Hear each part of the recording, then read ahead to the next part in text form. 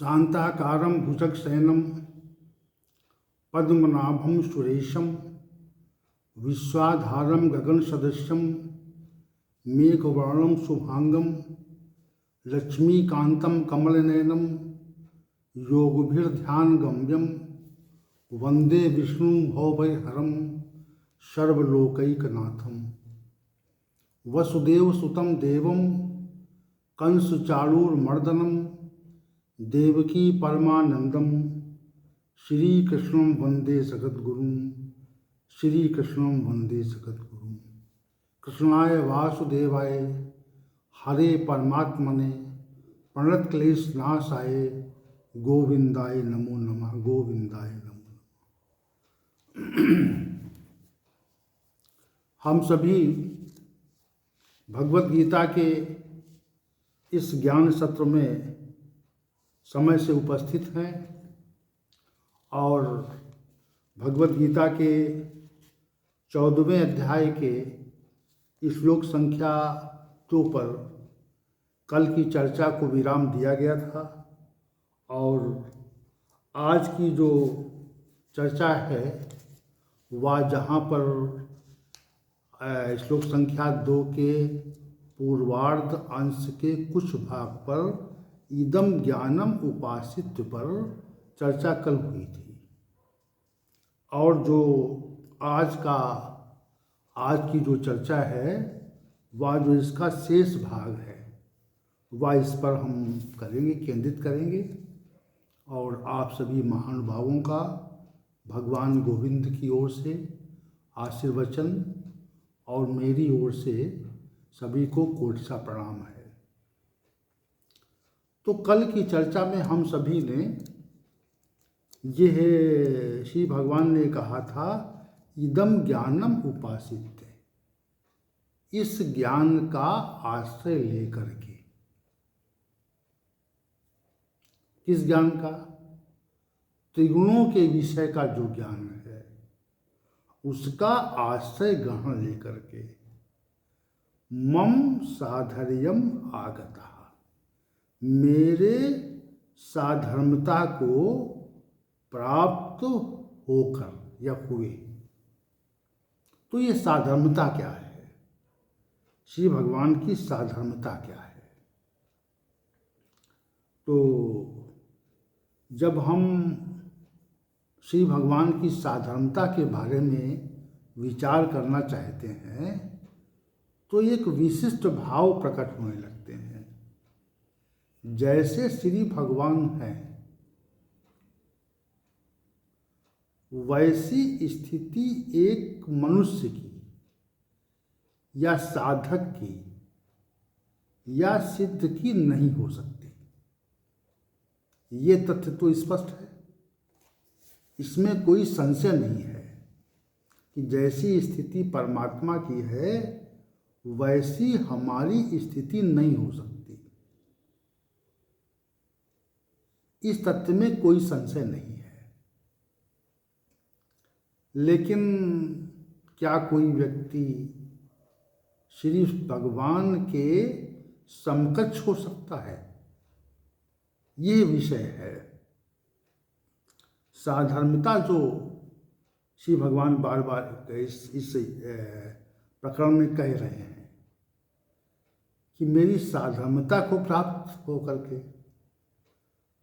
तो जैसे संसार में कोई विशेष व्यक्ति है, विशेष पद वाला है, विशेष ऐश्वर्य वाला है, विशेष ख्याति वाला है, तो उसके समान कोई दूसरा व्यक्ति उसी पद के समान वाला या उसी ख्याति वाला या उसी प्रकार के ऐश्वर्य वाला मनुष्य है तो उनमें आपस में साधर्मता होती है। वैसे ही है, जैसे बड़े बड़े संवैधानिक पदों पर जो महानुभाव नियुक्त होते हैं तो उनकी विशेषता होती है, उनका ऐश्वर्य, उनकी प्रतिष्ठा और उनका पद इतना उच्च हो जाता है कि उनके पद, ऐश्वर्य, प्रतिष्ठा आदि को जानकर ही, उनके अधिकारों को जानकर ही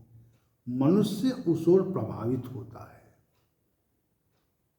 ये तो लौकिक बात हो रही है कि इस जगत में बहुत विशिष्ट पद प्राप्त हो जाए, तो बहुत विशिष्ट पद प्राप्त होने के उपरांत पश्चात मनुष्य में एक प्रकार का ऐश्वर्य आ जाता है, स्वतः आता है। पद धारण हुआ और वह ऐश्वर्य आया, और जैसे ही वह पद से मुक्त होता है, तो जैसे ही ऐश्वर्य आया था उस ऐश्वर्य की मात्रा में कमी हो जाती है। विशेष बात है, जैसे कोई व्यक्ति कोई विशेष पद पा जाए, संवैधानिक कोई विशेष पद पा जाए, तो उस संवैधानिक पद के साथ में उसका ऐश्वर्य विशेष हो जाता है, और जैसे ही वह संवैधानिक पद से हटता है या हटा दिया जाता है, तो हटने के उपरांत उसका जो ऐश्वर्य है वह गिर जाता है। विशेष बात। तो इसका अभिप्राय यह है कि जो ऐश्वर्य उठने का या गिरने का जो आधार था वह उसका अपना मूल पद था जो उसे प्राप्त हुआ था। लेकिन परमात्मा के विषय में ऐसा नहीं है। उसको जो पद प्राप्त है तो उसके ऐश्वर्य, ख्याति, प्रतिष्ठा में कोई भी गिरावट, निकृष्टता, कमी नहीं होती। वह तो सर्वाधिक उत्कृष्ट पद है, वह सर्वाधिक उत्कृष्ट पद है। वैसा पद किसी के द्वारा भी अर्जित नहीं किया जा सकता। ये तमाम अनेक लोक हैं, जैसे प्रत्येक लोक का भी एक देव होता है, उस लोक की व्यवस्था उस देव के अधीन होती है। विशेष बात। वैसे ही प्रत्येक लोकों के पृथक पृथक प्रशासक हैं, जैसे यमलोक के यमराज, इसी प्रकार अन्य लोकों के जैसे इंद्रलोक के इंद्र, ये जो सामान्य हम लोग जानते हैं जिस विषय में, उस विषय को बता रहे हैं। तो ऐसे ही जितने भी लोक हैं उन लोकों के प्रशासक हैं, और उन समस्त लोकों के प्रशासकों से भी प्रशासक भी उस परमात्मा के अधीन रहते हैं, परमात्मा के अधीन रहते हैं। परंतु वे लोक के प्रशासकों को परमात्मा की साधर्मता प्राप्त नहीं होती, कभी नहीं होती। वैसे वो नहीं बन सकते। साधर्मता का अभिप्राय यह है कि उसी धर्म वाला, उसी प्रकार का, जैसे श्री भगवान हैं जो समस्त लोकों के स्वामी हैं, सर्वलोक महेश्वरम, समस्त लोकों के महाईश्वर हैं। तो श्री भगवान ने कथन किया कि सर्वलोक महेश्वरम, तो वैसी जो ख्याति है, प्रतिष्ठा है, पद है, जैसा कि श्री भगवान का है, तो वैसी ख्याति, प्रतिष्ठा, पद, ये जो अनेक प्रकार के असंख्य लोक हैं, इनके ईश्वरों को भी नहीं प्राप्त होता। वो लोकों के तो ईश्वर हैं, अपने लोकों के स्वामी हैं, और लोकों की समग्र व्यवस्था संपूर्णता से उनके अधीन ही संचालित होती है, ये विशेष बात है। परंतु उनको भी परमात्मा की साधर्मता प्राप्त नहीं होती। यहाँ जो श्री भगवान बात कर रहे हैं कि मनुष्य को, किसी विशेष मनुष्य को इस ज्ञान, इदम ज्ञानम उपासित, इस ज्ञान का, इस त्रिगुणों के विषय का ज्ञान प्राप्त करके मनुष्य को परमात्मा की साधर्मता प्राप्त हो जाती है।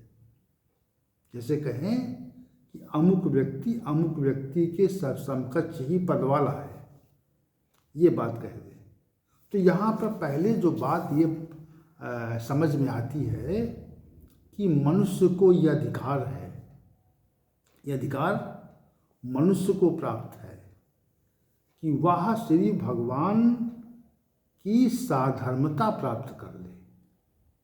विशेष बात यह है कि मनुष्य मात्र को यह अधिकार है कि वह परमात्मा की साधर्मता प्राप्त कर ले। समझिए आप, क्योंकि यहाँ पर श्री भगवान ने पहले कह दिया इदम ज्ञानम उपासित, इस ज्ञान को प्राप्त करके मम साधर्यम आगता, मेरी साधर्मता को प्राप्त हुए सिद्ध पुरुष। तो यहाँ पर जो विशेष बात हम कहना चाह रहे हैं, आप सभी से कहना चाह रहे हैं, जो भी सुन रहे हैं उनसे कहना चाह रहे हैं कि ये जो विशेष प्रकार का अधिकार है कि मनुष्य जो है वह परमात्मा के साधर्म हो जाए, हो सकता है, इसका अधिकार केवल मनुष्य को प्राप्त है, अन्य किसी को प्राप्त नहीं है। इसीलिए जो ये मनुष्य शरीर है ये विशेष माना जाता है। हमको मनुष्य शरीर ऐसे नहीं मिला और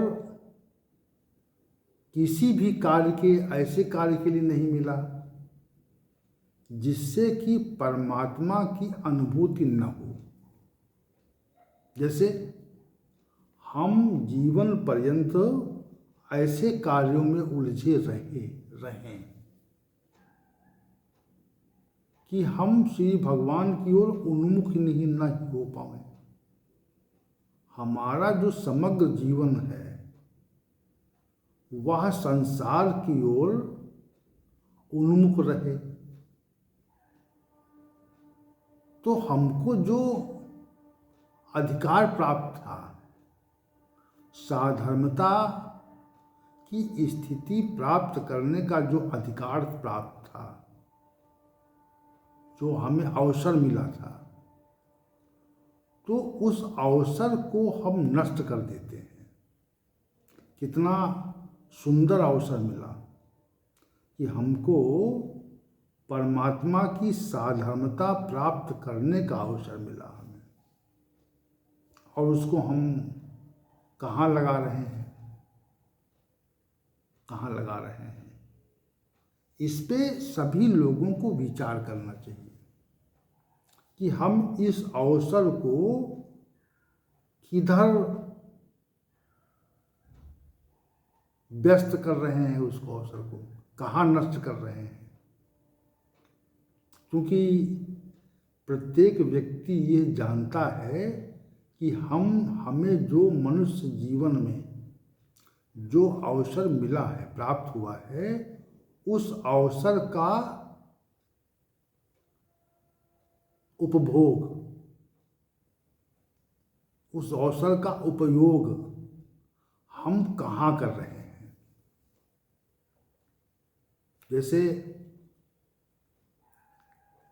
हमको ये अवसर मिले कि हम कोई विशिष्ट पद प्राप्त कर लें और उस अवसर को खो करके हम वह विशेष पद प्राप्त न कर सकें, तो ये हमारी सबसे बड़ी कमी या इसे सबसे बड़ा दुर्भाग्य कहा जाएगा। इससे बड़ा दुर्भाग्य नहीं हो सकता। और जहाँ पर परमात्मा की साधर्मता को प्राप्त करने का अधिकार मनुष्य को मिल जाए, इसका इदम ज्ञानम उपासित, तो उस ज्ञान को हमें समझना चाहिए कि कौन सा कैसा ज्ञान है भाई। जैसे कि हमें अमरता प्राप्त होगी इस ज्ञान को प्राप्त कर लेने से, तो हम उस अमरता को प्राप्त करने वाले, देने वाले ज्ञान को प्राप्त क्यों नहीं करना चाहते। ये विशेष बात है कि हम परमात्मा के साधर्म हो जाएं, उसी प्रकार के हो जाएं। तो आप ये बताइए कि इतना हमें मनुष्य को अधिकार मिला हुआ है, उस अधिकार का हम उपयोग क्यों नहीं कर रहे हैं कि इदम ज्ञानम उपासित मम साधर्यम आगता, इस ज्ञान का को धारण करके, ग्रहण करके, उसका आश्रय लेकर के जो सिद्ध पुरुष हैं वो मेरे साधर्मी हो गए हैं, हो जाते हैं। तो ये विशेष बात है जो ज्ञान यहाँ पर वर्णित किया जाना है अभी, जिसकी भूमिका पर हम सभी विचार कर रहे हैं। तो वो ज्ञान विशेष है जिससे मनुष्य को परमात्मा की साधर्मता मिल जाती है। तो इस ज्ञान को क्यों नहीं ग्रहण करना चाहेंगे आप? और यदि नहीं ग्रहण करते हैं तो इसका अभिप्राय ये है कि हम स्वयं के घाती हैं, स्वयं ही अपना विनाश कर रहे हैं, अपने पैरों पर कुल्हाड़ी मार रहे हैं। यह सामान्य कथन है। अब हमारी जो चेष्टा है, हमारा जो प्रयास हो रहा है जीवन में, वह किसको लेकर के हो रहा है? परमात्मा की साधर्मता को लेकर हो रहा है कि संसार की साधर्मता को लेकर हो रहा है? ये आपके विचार का विषय है, ये हमारे विचार का विषय नहीं है, ये अन्य लोगों के विचार का विषय नहीं है, ये स्वयं के अवलोकन का विषय है कि हम साधर्मता को कैसे प्राप्त कर सकते हैं। और श्री भगवान कहते हैं कि इदम ज्ञानम उपासित, किसको? किस ज्ञान को? ज्ञानों में भी जो उत्तम ज्ञान है। कौन ज्ञान है? त्रिगुण विषयक ज्ञान। त्रिगुण विषयक जो ज्ञान है वह ज्ञानों में उत्तम ज्ञान है, और जिससे श्री भगवान की साधर्मता प्राप्त होती है। अब साधर्मता है क्या, ये बात कह रहे हैं, ये समझाना चाहेंगे। देखिए, परमात्मा जो है वह इस जगत, इस ब्रह्मांड का निर्माण अपनी रचनात्मक शक्ति प्रकृति के द्वारा करता है। ये बात शास्त्रों से हमको और मनुष्यों के कथन से मालूम होती, ज्ञात होती है ये बात। तो जो करता है वो, तो उसमें जो उसकी प्रकृति है, जिसकी अध्यक्षता में ये ब्रह्मांड की रचना का कार्य होता है, तो आप इस ब्रह्मांड को देख करके और उसके द्वारा रची हुई वस्तुओं को देख करके, आकाश जैसा विशाल, समुद्र जैसा विशाल जल स्रोत, आकाश जैसा अवकाश, पंच महाभूत जैसे तत्व, असंख्य पहाड़, असंख्य वन, यानी उनका वर्णन हम कहाँ तक करें। उस वर्णन को किया जा पाना संभव नहीं है। और ये सब परमात्मा की अध्यक्षता में होता है। मयाध्यक्षेण प्रकृति सूयते सचराचरम्। जीवों की रचना, प्राणियों की रचना, मनुष्यों के कर्मों का अंकन, उनके अनुसार परिणाम का प्रकट करना, ये एक विस्तृत बात है। सूर्य का समय से निकलना, ऋतुओं का परिवर्तन होना, जन्म देना और मृत्यु को प्रदान करना, जीवन यात्रा को चलने के लिए स्थिति बनाए रखना, वनस्पतियों को प्रकट करना, ये सब बहुत विहित कार्य है। इसको किसी प्रकार भी वर्णित किया जा पाना संभव नहीं है। समझिए आप।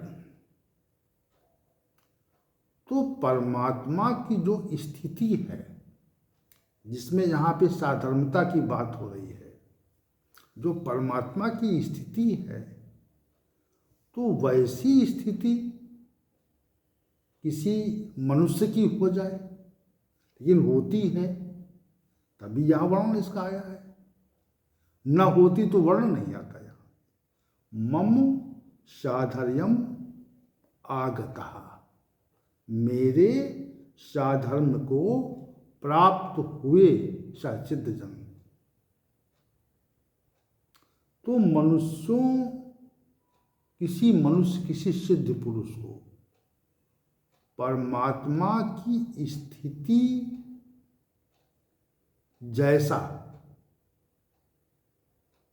जैसी स्थिति, परमात्मा की स्थिति जैसी स्थिति प्राप्त हो जाए,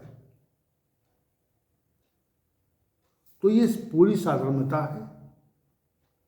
लेकिन इसमें एक सबसे बड़ी चीज़ ये है कि परमात्मा चूंकि ब्रह्मांड का रचयिता है, रचनाकार भी है प्रकृति के माध्यम से, और उसकी स्थिति बनाए रखता है प्रकृति के माध्यम से, और उसके बाद में उसको प्रलय कर देता है, प्रलय में यानी समाप्त कर, विनाश कर देता है। तो ये जो विशेष शक्ति परमात्मा की है, वैसी शक्ति किसी सिद्ध पुरुष की नहीं हो सकती। ये अंतर है।